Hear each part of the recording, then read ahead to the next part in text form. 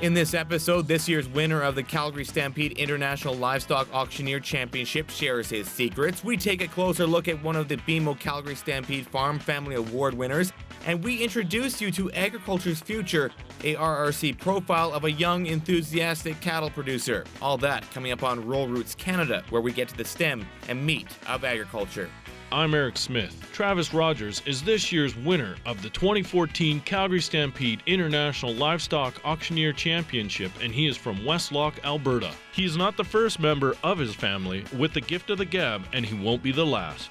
I'm a third-generation auctioneer, so old Buck Rodgers was a Manitoba champion. Dad is actually a world champion in 1984. For me, obviously this, and last year I was a Canadian champion, and then we got my younger brother Justin, kind of an up-and-comer, so it's definitely deep in our blood. Rodgers has been at it for 12 years, learning the ropes from those around him and selling fence posts and power poles as he travels to sales. I'll just practice away in the truck, just selling away, selling whatever's on the road kind of thing. Just working on your chant, trying to make it better, trying to switch it up a little bit. He says getting into this line of work is all about hard work and practice.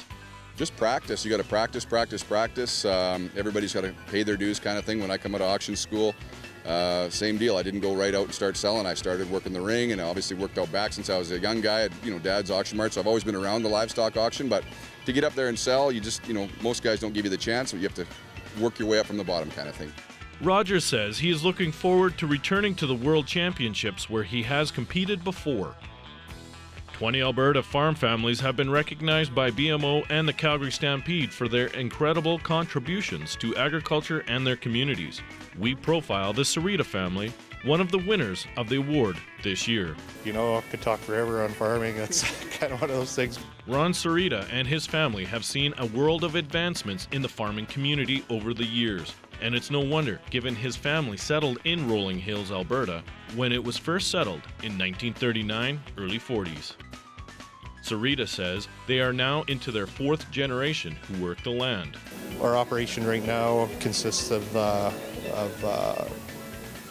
Judy and I, and our son Kent, who's just come into the business, and we also have three other children that participate when they have the opportunity, but they all have careers off farm, so they've chosen a different path. He says it's great BMO and the Calgary Stampede honor people who keep rural traditions alive. We'd like to acknowledge that there are other rural people out there that are doing as much or more than we are, and we're just kind of representing the tip of that iceberg. It takes a lot of personal effort for people to keep the rural communities going, and we're just proud to be part of that. To see the Southern Alberta families who were honored, go to ruralrootscanada.com. For Rural Roots Canada, I'm Eric Smith, getting to the stem and meat of agriculture.